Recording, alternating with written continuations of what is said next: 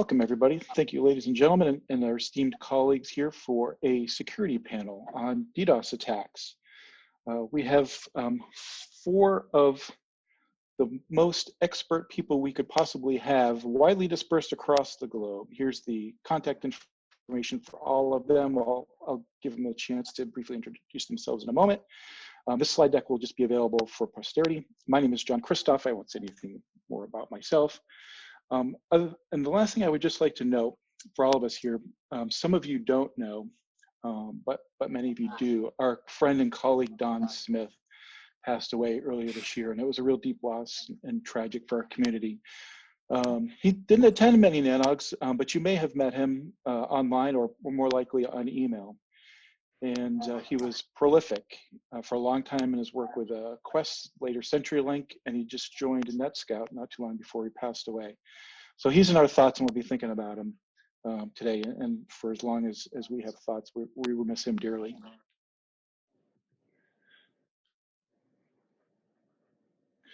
So with that, let me introduce our esteemed colleagues here.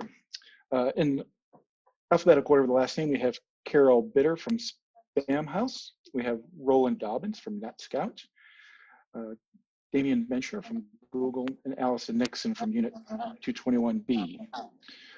Maybe if I could, maybe just give each of you about 30 seconds. You're all kind of located across the globe, I think. We have some folks from Europe and Asia, West Coast, East Coast. So we'll start with you, Carel, if you just say hi for about 30 seconds and maybe briefly introduce yourself. Sure, yeah. Hello, everyone. My name is Carel Bitter. I've become by accident the sort of point man for anything DDoS related when we get attacked again. So I've over the years built up a fair amount of experience in dealing with them. Even though I'm not that much of a network technical person myself, I know just enough about it to get the people who actually know about it involved and start to fix things. I think we could all say roughly the equivalent thing. Roland? Hi, I'm Roland Dobbins with Netscout. I'm a network engineer by trade, but got pulled into the whole DDoS thing about a quarter of a century ago, because when you design and build and run networks, you also need to keep them up and running, hopefully, and available. Quarter of a century, that's about when they started. I don't know, is that a coincidence or not? We'll see. Damian, would you say hello? Yeah, I'm Damian Menscher, and been at Google for 15 years now, and been responsible for DDoS mitigation at Google for basically the entire time I was there. Now we're sort of expanding from defending ourselves from attacks to also defending the rest of the world from outbound attacks from our cloud customers. So it's been an interesting journey. Well, we all appreciate that. Allison? Hi, my name's Allison Nixon. I'm the Chief Research Officer at Unit 221B. I'm more on the investigative side. I've been looking at threat actor communities and all the different kinds of attacks that they do, and that includes DDoS as well as fraud and other things. Okay, well, welcome again to all of you. And I think 2 of you, if I'm not mistaken, Carel and Allison, would be technically your first NANOG that you've been participating in? Is that a true statement? I'm not sure. Maybe. Maybe. Okay, well, welcome nonetheless. And I know Damian and Roland have both been involved in the past. So in about 60 seconds or less, it's the first shot out of the cannon. And again, I'll go in the same order. Tell us, the audience, and perhaps the most memorable or perhaps an event related to DDoS attacks for you in your career. You don't have to describe the whole attack or in detail, but what is it when you think about DDoS attacks? What sort of strikes in your memory about a memorable events? Carel? For me, that would be the series of attacks in 2013, where something that I never thought I would do in my life was make the front page of the New York Times, and that made that happen. And I don't think I'll be able to top that anytime soon. I hope not. Roland? Well, this probably takes us back to the economic doldrums back in 2001 after the September 11th attacks, and into early 2002. I was working with a very large vendor of telecommunications gear that's publicly traded, and towards the end of their fiscal year, the last quarter of their fiscal year, they came under a very intense DDoS attack, and no positive evidence to demonstrate this, but my belief then and now was that it was an attempt to manipulate the stock markets and potentially cause that organization to miss its numbers, which would have had huge effects on the U.S. economy that was in the doldrums at that time. And so, fighting a bunch of DDoS attacks for about a week, feeling a substantive weight of the U.S. economy on your shoulders is kind of an eye opener in many respects. Yeah. That's noteworthy that you still don't necessarily have the total attribution or reason behind that. How about you, Damian? It's really hard to pick just one, and a lot of the more interesting ones I'm not actually at liberty to talk about. They haven't been made public, but I think as a general guide, the ones that are interesting to me are when we see an attack that is twice as large as anything the world has ever seen, and then a day or two later, it grows and doubles in size again, so now it's 4 times larger than anything anyone has seen. And I think I've seen that behavior happen 2 or 3 times in the past decade. So it sort of shows how quickly these things can escalate. Really. And Allison, last but not least. Yeah, there's a number of memorable attacks that have happened involving DDoS. I guess one of them would be a few years ago, this DNS provider called Dyn was attacked, and it took down a bunch of websites. And I know that people, like right when the attack happened, people were going on TV and blaming Russia and China and North Korea. And we were looking at the evidence, and we were actually looking at some like script kiddie groups that people don't take seriously, and they were the ones actually responsible for that. And then when that word got out, we ended up getting inundated with calls from the media, and it was really exhausting, but quite satisfying that we were able to find the answer. So yeah, good times. Yeah, you are participating in some of my follow-up questions now, and I was going to start with you first, Allison, if I could. So, at least going back a quarter century, as Roland was there from the beginning, maybe before most of us or all of us. Many of the motivations for these attacks vary. The reason for them might be retaliation or protest or extortion, those sorts of things.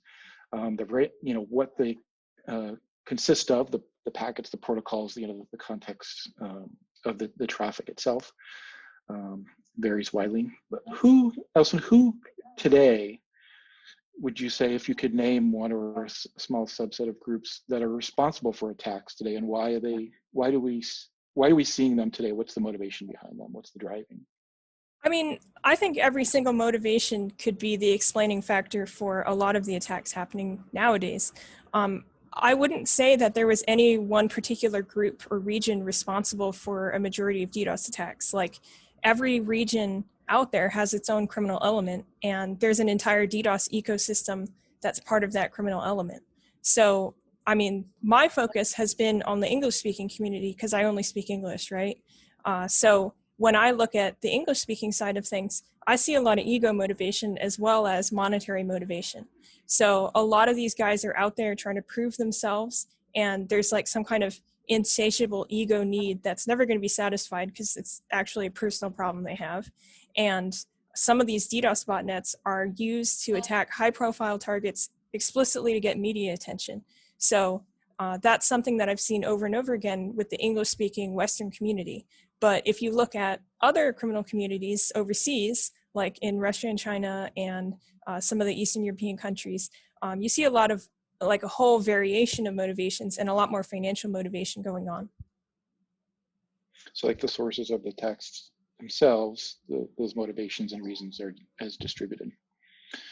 If anyone wants to follow up, please do. Otherwise, I'll move on. So go ahead. Let me just add in there. In addition to the financial motivations, we've also seen politically motivated attacks.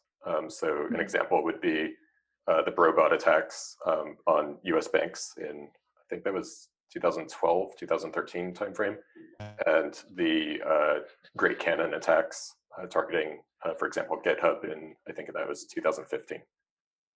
Right, and the university environment, we've seen politically motivated style sorts of attacks, or ones that social sort of societal issues as well. Sure. The direct extortion, obviously, things like stock market manipulation from time to time. We see DDoS attacks used as a distraction to distract an organization's security team while threat actors trying to exfiltrate valuable information, intellectual property or financial information or what have you. And as far as I can tell, just by the numbers, something like 90% or more of DDoS attacks by the numbers appear to be motivated by disputes related to online gaming. And a huge proportion of those attacks tend to fall on broadband access networks. A lot of it has to do with inter-game rivalry, but it also ties into organized crime because there's a tremendous amount of betting that goes on related to online gaming. And so people will DDoS teams to get them to hopefully drop out of a game and lose the game, and then they can collect money because they bet on the other players. We've had instances of players in actual organized esports events have their team DDoSed, and so that they could throw the game essentially and get paid off on the back. So all these motivations, plus the nihilism and the prestige stuff that Allison talked about as well. You're foreshadowing another question I had. Maybe I'll just get to it now. 90%, what does that measure? Is that the number of actual individual attacks? Is that some amount of volume? How do you actually measure? I'm kind of looking at both you and Damian, although you can't tell on this. How do you monitor or measure an attack? How do you determine the size or the number? You want to go first, Damian? Sure, I can give a brief overview. So there are different metrics to measure attacks by. So what's often seen in the news is people are measuring how many gigabits was an attack. And these days now we're measuring in terabits. But it's also important to measure packet rates. If you have an attack that's 100 million packets per second, that's going to create a different bottleneck in your system if those are small packets in the bandwidth. And then for those of us who operate websites, we're often more focused on the request rate to the website. So how many HTTP gets per second do you get? And so each of these need to be measured independently and tracked independently. There are obviously other measures to consider as well, depending on what your constraints are. But the challenge that we often see in measurements is that if you did not successfully mitigate the attack, then you probably don't actually know how large it was. So, if, for example, if you say that an attack saturated, if you have a 100 gigabit link to the internet and it saturated your 100 gigabit link, you don't actually know if that attack was 101 gigabits or a terabit. And so that's a challenge where the numbers that we're seeing now are basically only produced by the largest players who are actually capable of making those measurements. Roland? Right. Yeah, and to add to what Damian said, bandwidth is what you hear about. Throughput, which is the packets per second, very, very important. Connections per second, queries per second, requests per second, all these different types of metrics at different parts of the stack. From our standpoint, we get anonymized DDoS statistics that are shared with us from a lot of organizations. And so, like right now, the run rate that we're seeing is something like 30,000 distinct attacks a day is what we're seeing right now. And that includes, compound attacks that have multiple vectors, multi-vector attacks, omni-vector attacks, all that sort of thing. And so telemetry of various sorts and having, as Damian said, the correct topological perspective or being able to assemble viewpoints from various topological perspectives is very important. Something else that needs to be understood is that most DDoS attacks are vastly, vastly overkill. It's like using a nuclear weapon to swat a fly because so many of the targets are brittle and fragile and non-scalable, and just breathing a few packets over them can actually take them down. And so, a lot of the time when you will read press accounts of some organization, they say, "Oh, we're hit by a very sophisticated, high bandwidth, high throughput attack. It was bigger than any that's ever been seen before, and obviously it was a state-sponsored actor." Well, you have to take that with a grain of salt sometimes, because it used to be that organizations would never ever admit publicly if their services were affected by a DDoS attack. Now DDoS attacks have become the go-to to blame for all kinds of outages that may or may not be deliberately related to an actual intentional DDoS attack. I would trust, if I don't want to belabor this topic for too much longer, but real quick, I would trust all of you to provide reasonably good metrics on what you see, but I would assume that's probably in many cases, or maybe all cases, it's a minimum. You get some anonymized statistics, but you don't get contributions from everybody. So you get some low bar of traffic. Do some organizations over sell what they actually see? Like, do they claim attacks that are larger than what they actually have happened? And I assume that happens sometimes. And how does that occur? How does someone overestimate or overreport what they actually got? I'll go first on that if that's okay. So in many cases, we see overestimation done when organizations have the capability, like they're exporting flow telemetry from their routers, but they have the flow export configuration of the router misconfigured, and or their collection analysis system that they're using is misconfigured. And so we'll see over-reporting. Or if they're using other forms of telemetry, SNMP, what have you, they'll have counter route or these types of things. And so that is a motivation, or not a motivation, that is an explanation for inadvertent overstatement sometimes. Motivation might be that they want to oversell and say how great they are at defending it, I presume.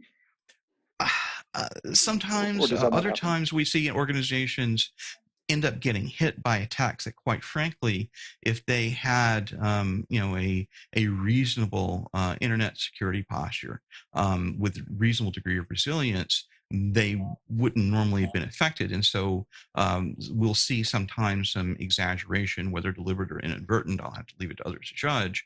But it seems as if perhaps they're trying to overstate the severity, the sophistication of the attack in order to perhaps make up for the fact that with a little bit more preparation, that they might have been able to withstand it. And that's the number one reason that DDoS attacks succeed, is due to the lack of preparedness of the defender. Okay. I can move on to my next question. That was directed at you, Carel.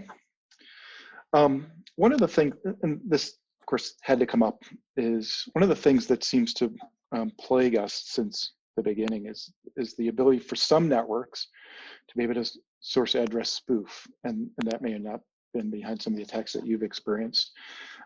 There's been long number of talks and posts on lists and people exclaiming about how we need to solve this problem, get everyone to put in their anti-spoofing filters and do all this source address validation stuff. But 25 years and counting, we don't seem to be completely all the way there. And one might conclude maybe we will never be.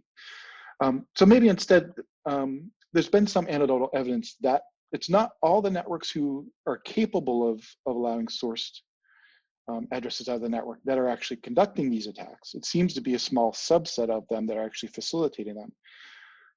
Would it be better, or be worth shining a light on those specific networks that seem to be facilitating these attacks specifically?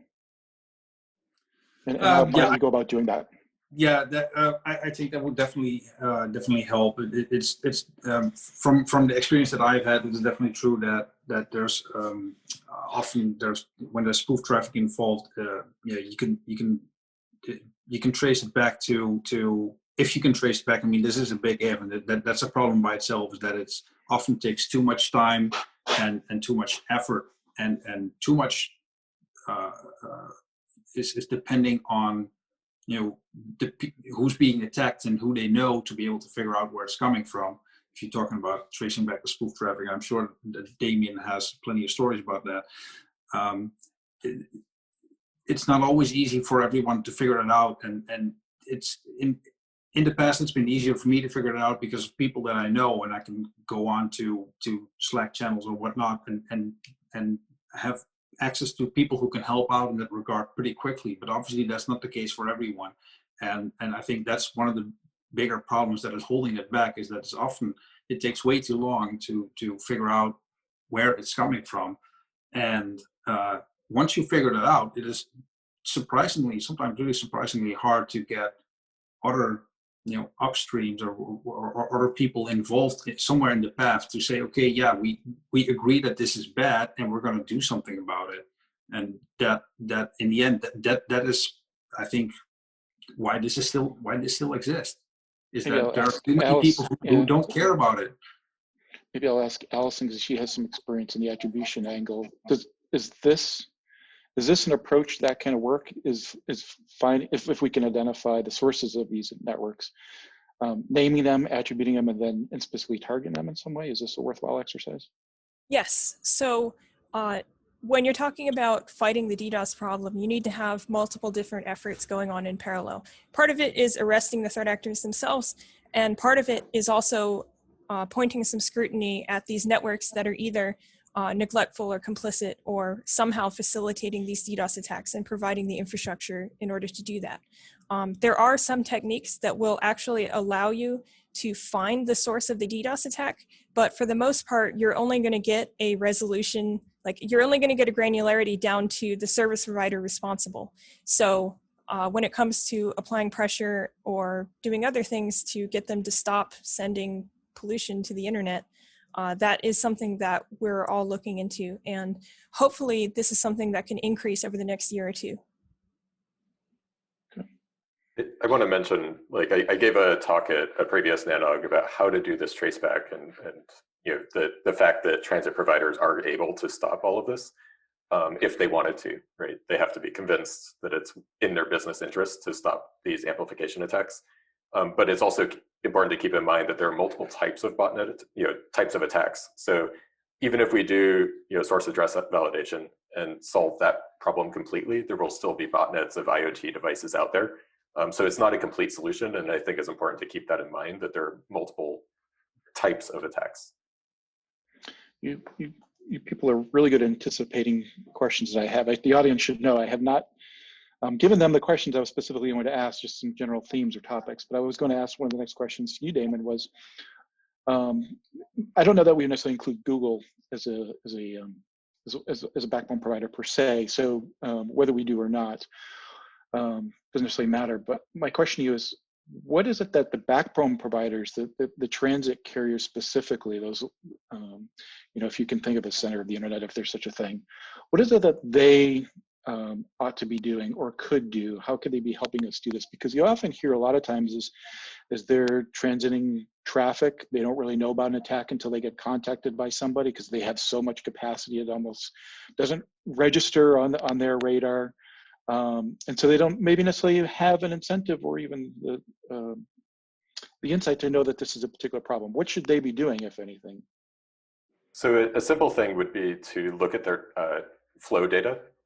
So, you know, presumably for, you know, whatever purposes, either managing their network or billing purposes, they're collecting some level of flow data from all of their peering links to their customers.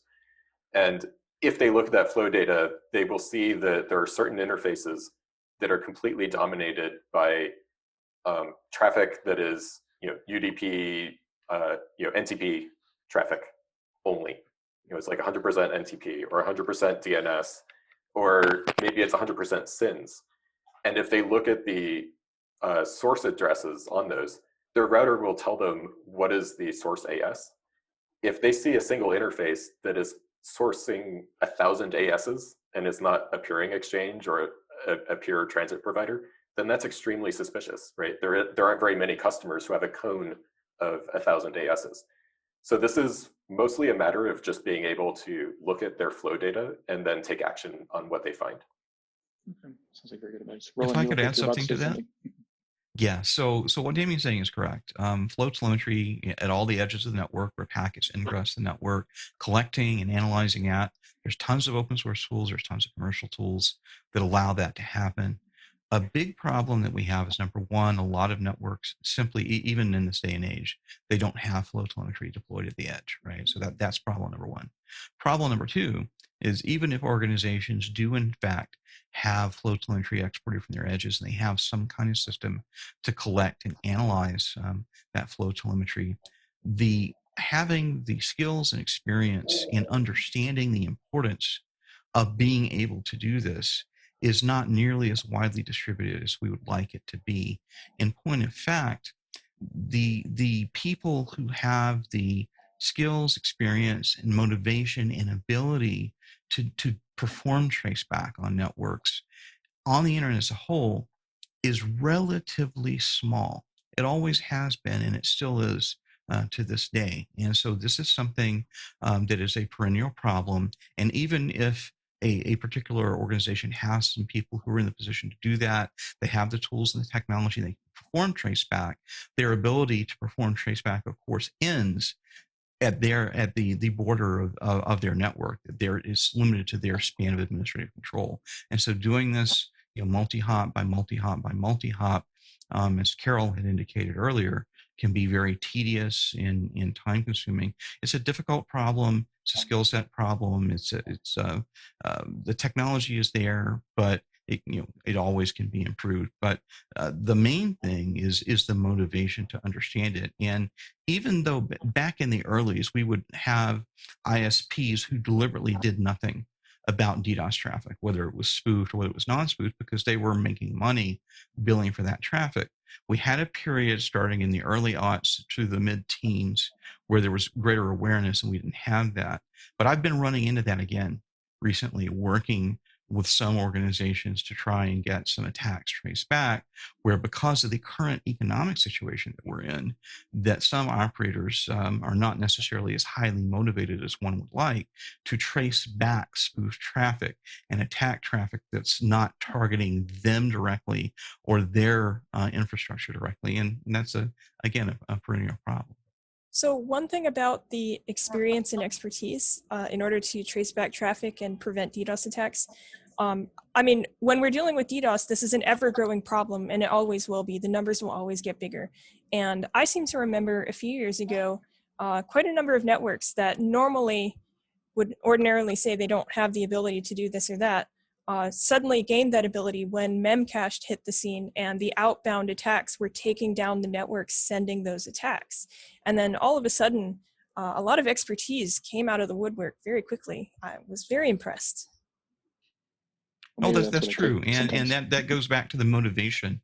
Are organizations motivated to do something that is not necessarily benefiting them directly, but is benefiting the internet as a whole, or do they only really step up to the plate when they are directly affected? That's an excellent point, Allison.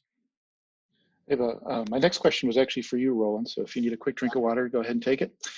Okay, go ahead. This is in the tool, and I guess in the tools in the mitigation solution theme. Mm-hmm. DDoS mitigation providers. This is something a lot of people, particularly in the industry of universities, have large bills where they'll pay for a service that rivals their internet connectivity in many cases. What are these things? How do they work, and who needs them? Sure. So there are basically two and a half forms of DDoS mitigation capabilities that you see, broadly speaking. You see organic on-network DDoS mitigation capabilities where an organization has its own ability to detect and classify and trace back and mitigate DDoS attacks. And then you see the mitigation service providers. Sometimes those services are provided by the upstream transit providers who sell transit to those organizations, and so they can also mitigate the attack traffic. And then there are also overlay providers who may be topologically distant from the organizations that they're protecting, but who also have the ability to divert traffic going to those organizations and then drop the bad traffic on the floor and then re-inject the good traffic. And it's typically done via routing, via BGP. You can also do some things with DNS as well, but typically you want to use BGP in order to do this. And so there is typically, when you're talking about an off-net solution, an upstream solution, there's a degree of setup that's required. And, just to be able to, for example, to provide the letter of authorization that allows a managed security service provider to provide mitigation service by diverting, announcing your BGP routes. I think there's a minimum, like a 72 business hour turnaround, typically for getting that done, irrespective of the other things. And so what we see is some organizations just say, okay, I'm going to outsource it. We see, especially here in Asia, some of the financial, online financial, oriented organizations like banks and stock exchanges, some of those actually pay for 24/7 upstream mitigation because they don't want to they want to minimize any downtime that they experience, and they want to outsource it all. Other organizations, do it all themselves and only reach out when they need help. And so there's a variety of ways that this is done, and a variety of, like you said, of levels of investment and pricing that is involved in many cases. With the deployments sort of ramping up with route origin validation in using the RPKI, is that causing any problems that you've seen, any of you, for doing this DDoS mitigation using BGP? Not yet for me, but Maybe a it's research something question that then. we're Okay. keeping. Yeah, we're keeping our eye on it, obviously, and it's very important. RPKI is extremely important, and we want to see that rolled out universally, right, to help fight the risk of BGP hijacking. And so it's very important that we make sure that providers who are doing DDoS mitigation and doing BGP-based diversion are in fact doing everything required to implement RPKI so that they can divert those prefixes that they have permission to do so, and that's seen, in the RPKI infrastructure. It's probably worth highlighting, the reason we're so interested in RPKI is, BGP hijacks are another form of DOS. It's not a DDoS. Right. It's very different from everything we've looked at, but we've also experienced outages because of those types of events. Yeah. Interesting. Carel, what from a customer perspective, if I could classify Spamhaus, I think, as a customer more or less of network services, for like the scrubbing and those sorts of things, like the DDoS mitigation services, what do customers need to know about this sort of stuff before spending a lot of money on someone scrubbing your traffic, helping you deliver traffic? Well, definitely one of the things that Roland mentioned earlier is there's a lot to be gained if you're prepared in a good manner. I think more than half of the match is making sure that you can be attacked, where you can be attacked, what sort of things to expect, because that'll definitely inform how you're gonna deal with any sort of mitigation that you might acquire or buy or rent or spend money on, or even time and resources on. Another thing I think that's important to spend some time on is figuring out what normal traffic looks like, and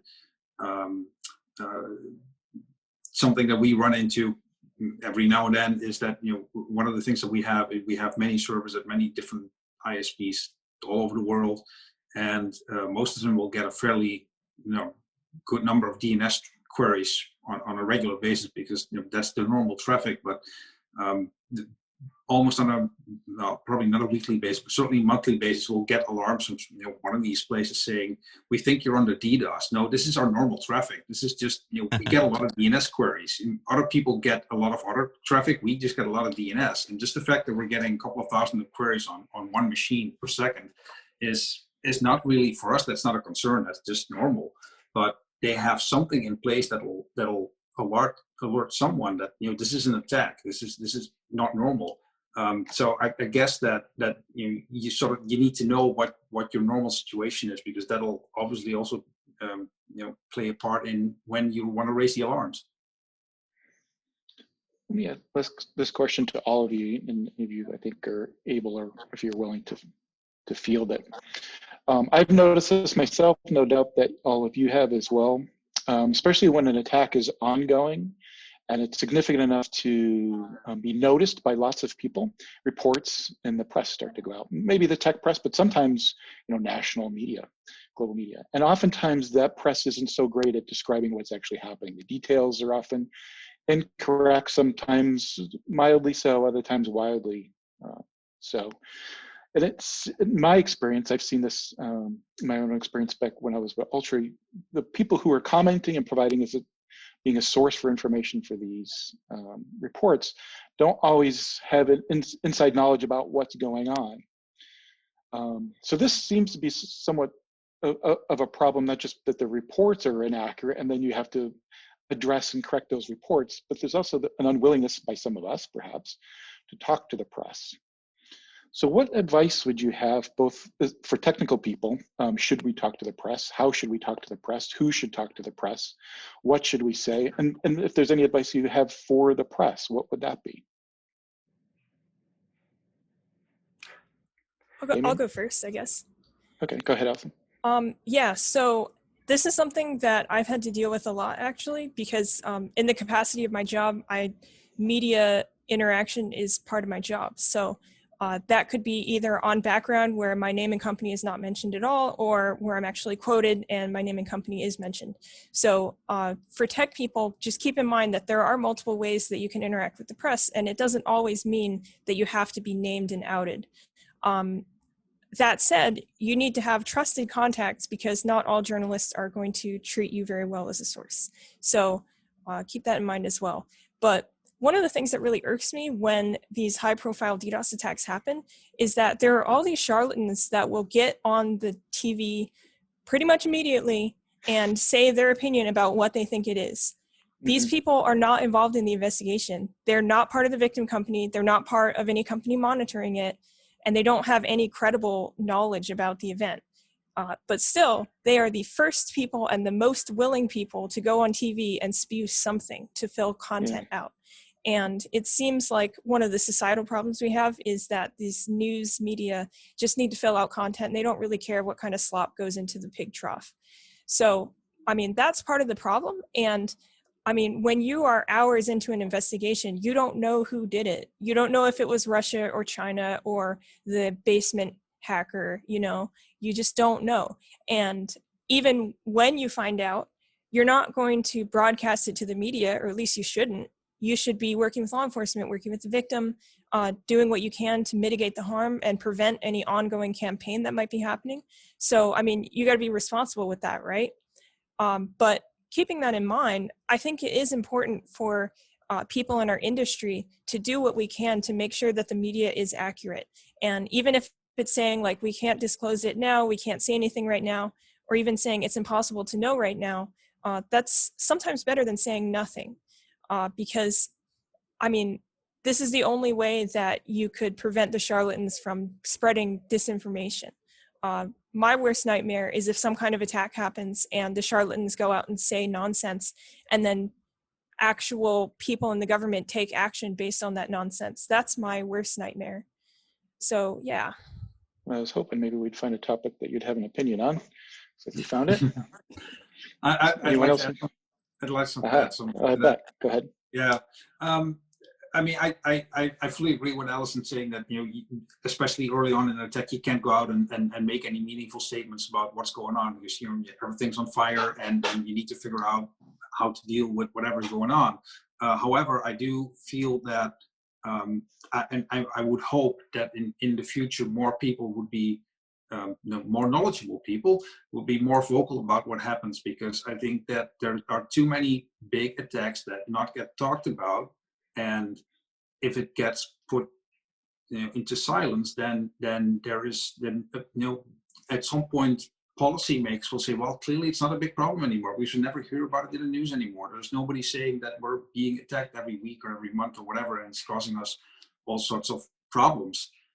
If we all keep it inside and we all say, well, you know, we'll deal with it and you know, just keep quiet, that's not going to make it go away. And as we said earlier in the call, you know, there's technical ways to dealing with attacks, but there's also we need to arrest the people who do it. We need to make sure that the networks involved start caring more about it. And there's this whole spread of different things that need to be done. And if nobody is aware that this is a problem, then it probably won't get done. Right. Now, these are very good comments. I just want to add a little bit to that as well, is that there are some journalists who are very focused on reporting the story and they want to get things right. When you run across a journalist like that, you need to invest time with that journalist, spend time, provide context, provide background, because the number one thing that we need to help combat DDoS attacks and to maximize availability is education, because education leads to empowerment.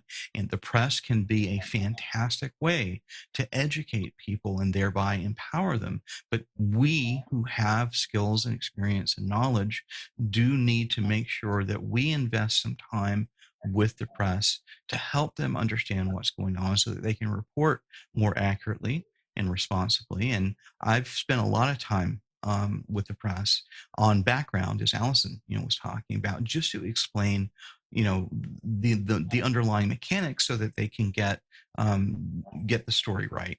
And don't view the press as free advertising. Don't view it as something that, for personal aggrandizement, but instead view it as an opportunity to educate the journalist, and through the journalist to educate lots of other people as well, so that they hopefully will be better prepared to withstand DDoS attacks against their organizations.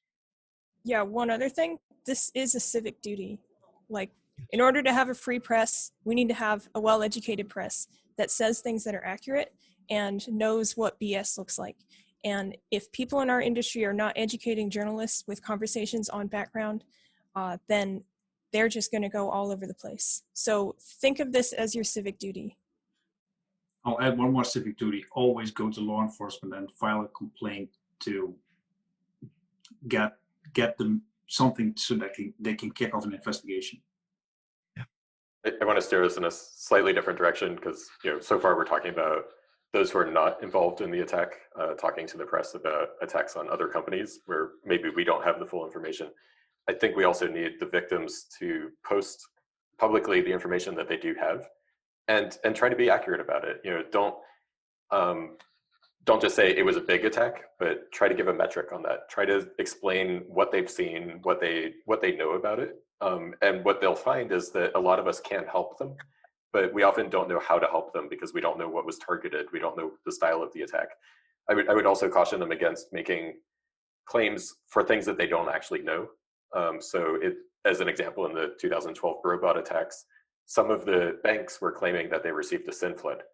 That's actually impossible. The botnet was not capable of sending a SYN flood, but they misdiagnosed the attack, and that had people chasing the wrong avenues for a while.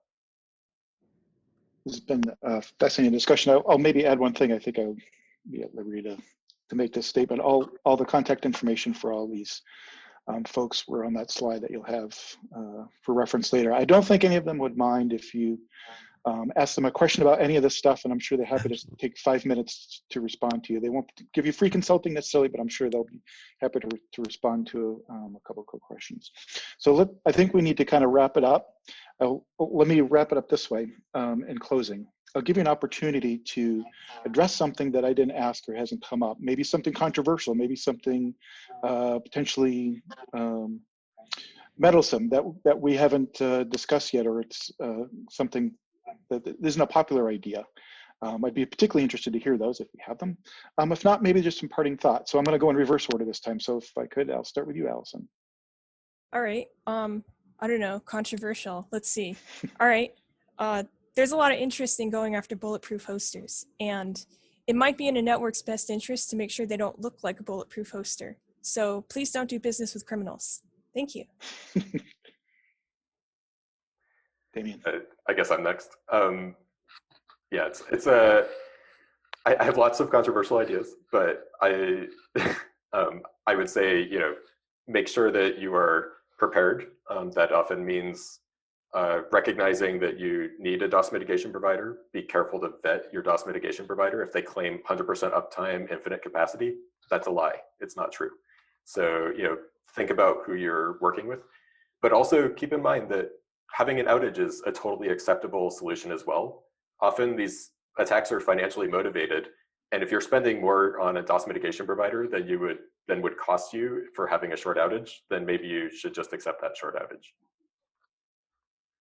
Roland?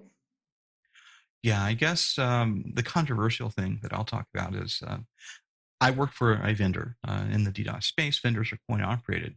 That being said, if an organization has a limited budget and they have a choice between buying security related equipment and software or hiring people, they should always hire the people, because good people can get you good solutions. I've seen so many cases in which organizations have invested a lot in hardware and software, but because they don't have the people with the skills and the ability to go and deploy it and make use of it, they aren't able to get any value out of it. And so invest in people. Another point I want to get across is that whether we're talking about detection, classification, and traceback, whether we're talking about mitigation, there are a lot of open source tools that are out there, and you can leverage capabilities that are built into your routers, your layer 3 switches, and that sort of thing.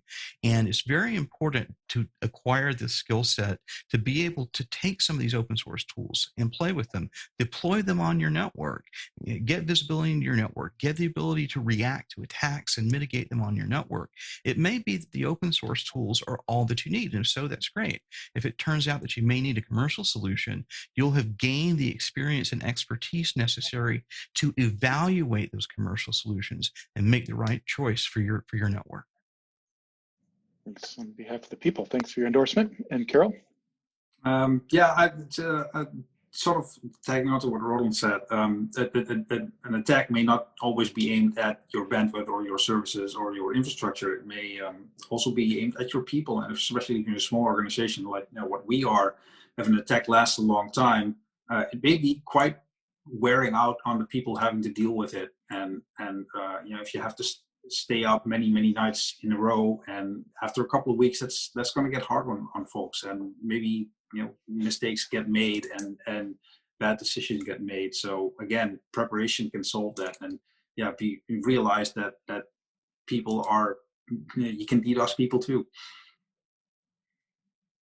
Thanks very much, Carel, and thanks to you all. This, I hope, was worthwhile for all of you. I know it was worthwhile for me. I think we really covered some good stuff here. The audience should realize that this is pre-recorded, so we're going to end it here, and hopefully we'll have some time, depending on how long we went, to do some live Q&A, and we'll be able to see you again shortly. So if we're wearing different shirts, that's why this is pre-recorded. So hopefully we'll see you soon. Thanks, everybody.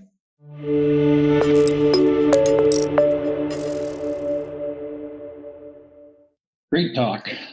We'll now have a live Q&A, and our first question is from Jordan Satando.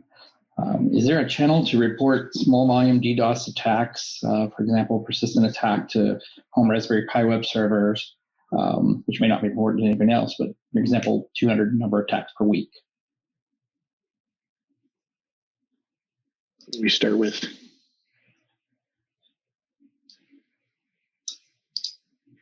I think we have our answer. Well, your upstream provider would be the first place, I think, to start if you could. Next question from Ernest Meyer. Thanks for the little session. For your experience, what do you recommend as a good IDS and IPS tool? Yeah, I'll take that one. So the problem, especially with IPSs, is that those are very stateful devices, and state exhaustion is pretty much I call it the silent killer of the internet. There's a thought that, we can always reach for the default network security tool, which is the stateful firewall or the stateful IPS, and we'll shove that in front of our online servers and services and applications, and all will meet well. That's not the case. In point of fact, you typically end up making anything behind a stateful device more vulnerable to DDoS attack than it would be if the device were not there. So IPS really doesn't have a role. You can use an IDS on a tap if you don't have any other form of network visibility. And some of them have the capability to detect and classify some types of DDoS attacks. What you're not going to get is trace back to the actual ingress routers and the ingress interfaces on those routers where the traffic is coming into your network. For that, you really need flow telemetry exported from the routers themselves. Next question, Blake Willis. Do you have a vague idea of the percentage of DDoS attacks that are actually reported to law enforcement agencies? Does anyone else want to take that? Yeah, I'll just jump in and say I expect it's extremely small, like minuscule. Part of the challenge here is what even classifies as a DOS attack. One of my standard rants is that it doesn't make sense to count how many DOS attacks there are. Going back to the earlier question about an attack on a Raspberry Pi, like it's so small that it's not clear if that was a single user attacking it, or if that was legitimate usage from a large number of users. And so, without even being able to count how many there are, it doesn't really make sense to ask what percentage are reported, but I think it's pretty small. Yeah, I'll quickly add something to that. Having filed a whole bunch of reports with the police myself for a number of DDoS attacks, one of the issues often is that you need to prove that something bad has been done, and that you will need to get people who are not always technically very skilled in this particular area to care about the fact that you've had some sort of loss in, maybe a monetary loss, maybe some other kind of loss, and that, this is a real problem, and the process can be so tedious that a lot of people say, I'm just not going to deal with it, period, and that is a problem. One of the things that Roland mentioned was a lot of these are game-based attacks, and they last very briefly, and so they're probably over and done with before you even know it was an attack. And then there's the trouble if you report an attack and it's not actually an attack. That I don't know how much that happens, but I know that happens occasionally as well. No one wants to be that person. I mean, there's honeypots that record 100% confirmed attacks with high fidelity. And those honeypots are just constantly streaming attacks, like many hundreds a day. And there's no way that any significant percentage of those turn into police reports. Yeah, it's minuscule. It's 0.0000 how many zeros you want to add percent. And typically, the ones that do tend to get attention are those that are high profile, high impact, and that typically involve some kind of measurable monetary loss that meets a threshold that the responsible law enforcement agencies in a given jurisdiction actually have for taking cases. And so this is why it's really important, if your organization is impacted by a DDoS attack, you need to save all your telemetry, all your data, your logs, what have you. If you have inside counsel, consult with them. If not, engage outside counsel. Understand which law enforcement agencies have jurisdiction over this sort of thing where you are, and what their thresholds for reporting are, and make sure that you can add up and justify, how much it cost you, and then go and make your case. If you're doing this exercise. Sorry, Roland, if I could belabor it one more moment. From the law enforcement perspective, they often know about a lot of these attacks too, as Allison suggested. They even have access to some of that data. But imagine if you're law enforcement, what do you do about all those? You just simply do not have the resources to actually do anything with that amount of traffic. So you also have to limit what you actually will go after. Sorry, Jason, go ahead. Thanks. Next question from John Derpino. Can you elaborate on the process for engaging law enforcement after an attack? Yeah, I think we kind of talked about that just now. Go ahead, Allison. Sorry. Yeah, a little bit run to get yet, but yeah, fair enough. Yeah, so you as an organization, wherever you're based out of, you should at least have some kind of relationship with law enforcement already existing, just so that you know who to call. When you make that phone call about a DDoS attack happening against you, it should not be the first call you've ever made to law enforcement. The problem here is that technical skills are required in order to investigate technical cybercrime. Like, in order to figure out who did the DDoS attack and prove it in court and things like that, it requires technical skills, and not every member of law enforcement has those skills. So if you are working at a company and you're highly likely at some point over the years to need to report a cybercrime to law enforcement, you should try to locate the individuals and the units that would specialize in that form of crime. So yeah, the relationships are important at the local level in whatever country you're in. And just familiarize yourself with the reporting mechanisms that are in your country. Like in the United States, we have IC3.gov. That's kind of like a general pile of cybercrime reporting that's accumulated over the years. But there's other places to report as well. Like if you have like different kinds of cybercrime have their own like agencies almost. Like for child abuse material, there's NCMEC, things like that. So you should familiarize yourself with that. Sure. Next question, Matt Pitek. Any ideas on how DDoS mitigation request cleansing businesses can survive in a world which BGP path validation becomes a reality, preventing upstream data redirection? When we get to that point, I think we'll let you know. Yeah, number one, that's a good problem to have, and number two, I mean, we have a process that works today, with getting letters of authorization and registering, and peering DB and so forth, and having proxy objects and things like that. Is going to be a necessity for that to be able to take place within the RPKI context. It is something that is important and that has to be done. It's also important to understand that from a DDoS mitigation perspective, you have two types of providers. You have those that are large transit networks that actually provide mitigation, upstream mitigation for their customers, and then you have the overlays, right? And so I think it's the overlay providers that would potentially be the most impacted by that. But a solution is needed, and I believe that one will be found and implemented. Sure. Last question, Javier Gutierrez. Any example of open source tools? Damian, you want to go first, or are we talking about open source tools for attacking or for defense? I think for detection, classification, traceback, and mitigation. Yeah. So in terms of detecting stuff, I primarily focus on flow data. So whatever tool you want to use to analyze your flow, that's going to be giving you the best insight into the type of traffic coming in, and it's at the edge of your network where you have sort of the best management of that. So that's where I would lean. But I don't have any specific tool to name.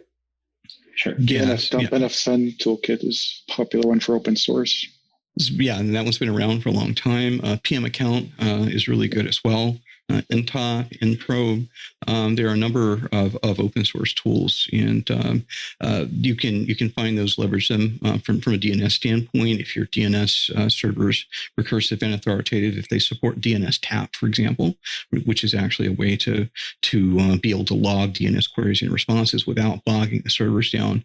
With syslog, you can get there's open source tools that will read and analyze that as well. You can get more information on that at DNStap.info. But flow telemetry is absolutely a fantastic macro analytical tool. It scales. You also need the micro analytical as well. And so, having the ability to run, whether it's something like TCP dump or T-Shark or what have you at certain places in the network, Moloch, M-O-L-O-C-H, is also a great distributed packet capture and analysis engine as well. So have the macro analytical with flow telemetry, have the micro analytical with a packet capture capability, and then also have a scalable microanalytical tool which provides some surprising behavioral detail with monitoring DNS as well, especially your recursive DNS. Before we go, if I could just add, your best tool is not software, but knowing people, having a good contact list outside of your upstream ISP. Great point, John. Yeah. Again, great talk. Thank you all.